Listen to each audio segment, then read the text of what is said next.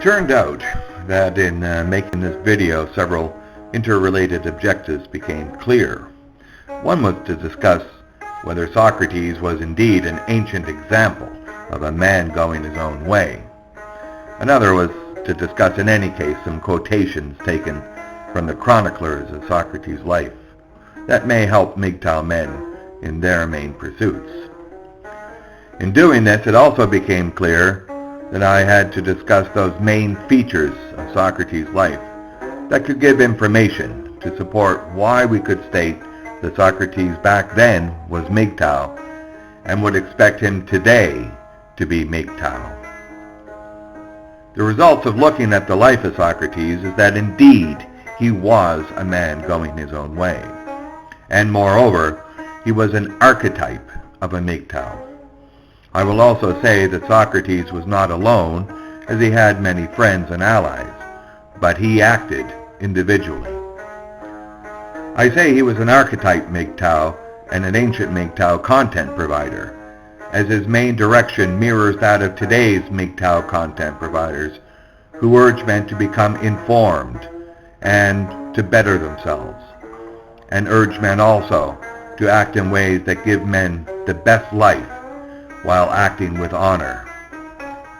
I will argue that if Socrates were alive today, he would do exactly what MGTOW are doing today, to recognize the injustice against men, to help get men to understand this, and to get men to act in ways that will provide the greatest value.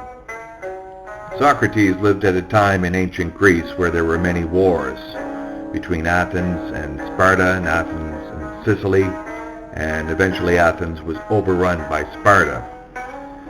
We only know about Socrates' life through the works of Aristophanes, Xenophon, and Plato.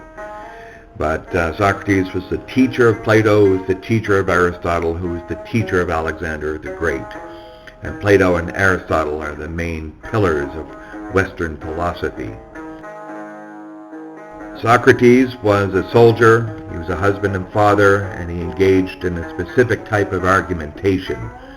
And this made him quite famous in Athens at the time. Socrates was an unusual man in that he wore whatever he wanted. He didn't go with the fashions at the time, and that made him his own man. He also had a personality that was different. He talked with whomever he wanted, both women and men, but he talked with the rich, he talked with the poor, he talked with the smart, and he talked with the less smart, he talked with everyone, which was also unusual. He, as a teacher, which was a common profession at the time, he refused to accept money, unlike the other sophists who this is how they earned their living. He had views that stood against injustice, and we'll talk about these later. Most unusual was his method, which is now called the Socratic method of argumentation. He didn't try to infuse knowledge, but he tried to get people to think. And in doing this, he remains in history one of the great philosophers. To sum up, Socrates was his own man. He set his own way and followed it. He did not go with the flow and was a leader for doing that. In short, Socrates was an ancient MGTOW, understanding the situation at the time and either going with it or not. But at all times, he was living out values to lead him to a good life. The first quote here from Socrates, "I appear to be wiser than he, because I do not fancy that I know what I do not know." Well, this might be helpful to MGTOW in that we really don't know the hearts of other people, including women. We just don't know what they are going to do. The next quote is the famous "Know thyself."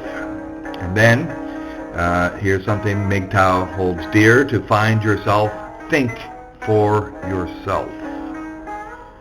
And that's good, I guess, for everyone, MGTOW and non-MGTOW. I cannot teach anybody anything. I can only make them think. MGTOW is, I believe, trying to encourage people just to think. The content is directed towards thinking for yourself. And here's a positive notion. The mind is everything. What you think, you become. And so for MGTOW men, what they desire to do is what they will become. And finally, in this set, to move the world, we must first move ourselves. So if we want to make a positive change in our worlds, we must first change ourselves. Socrates twice stood against injustice. The first time, Socrates stood alone against the Senate's summary execution of the city's generals. In the second case, Socrates refused an order of a puppet government installed by Sparta to help put to death the population of Eleusis.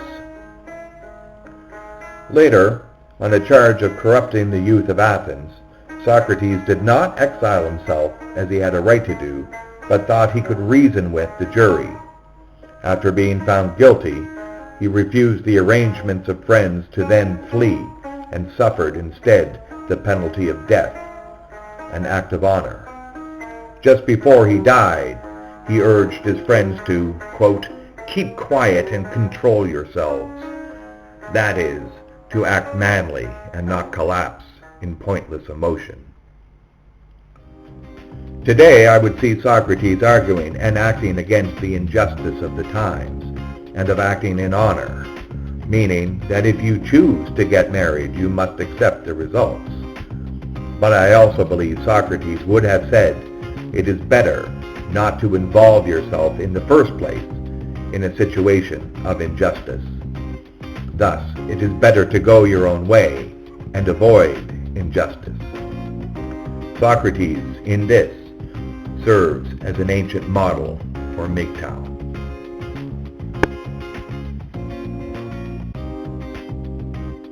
In this set of quotes, the first one is, the secret of change is to focus all your energy, not in fighting the old, but in building the new.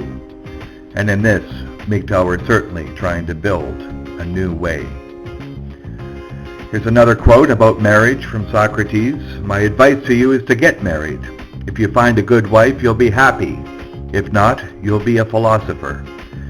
And at the time Socrates was living, to be married was okay. There wasn't this great problem. And so he would advise that in order to be happy. But he knew that women were trouble, and that many marriages were not happy, and that you'll wind up in that age being a philosopher. But in this age, you may wind up in jail or worse. The next quote is, beware the barrenness of a busy life.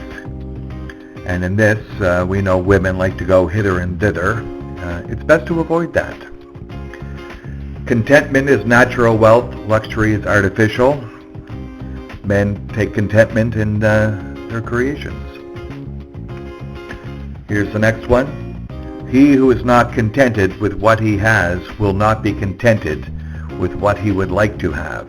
If you're not contented being single, you think you're going to be contented being married? Here's a warning out there. What's the point in building battleships and city walls unless the people building them and protected by them are happy? Well, obviously many men today are not happy. Not happy at all. What is happening to our young people? They disrespect their elders. They disobey their parents. They ignore the law. They riot in the streets inflamed with wild notions. Their morals are decaying. What is to become of them? Well, didn't we just see this? Like, the riots? Say no more. And finally, we'll end this with Socrates' quote, no man has the right to be an amateur in the matter of physical training. It is a shame for a man to grow old without seeing the beauty and strength of which his body is capable.